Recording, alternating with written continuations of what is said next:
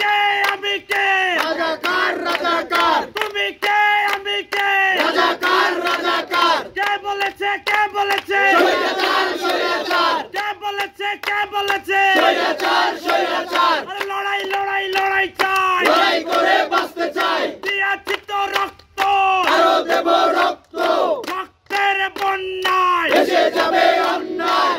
আমাদের আন্দোলনটা মূলত 3 তারিখের রাতে হচ্ছে আমরা চাপ কর্মসূচি ঘোষণা করি।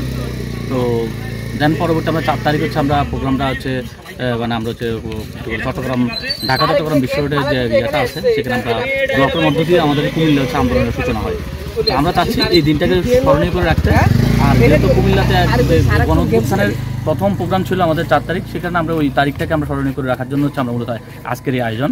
আর আরেকটা বিষয়টা হচ্ছে আমাদের যে কুমিল্লায় যে কন্ট্রিবিউশন ছিল যে জুলাই গণঅভ্যুত্থানে,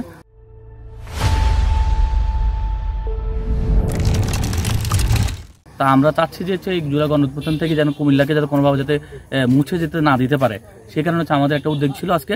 আর আমরা কুমিল্লাকে কীভাবে ধরে রাখা যায়, কুমিল্লার যে অবদান ছিল ওইটা কীভাবে হচ্ছে সমুচীন রাখা যায়, সেই জায়গায় হচ্ছে আমরা হচ্ছে যে উদ্বোধন যারা আছেন তাদের সাথে কথা বলছি।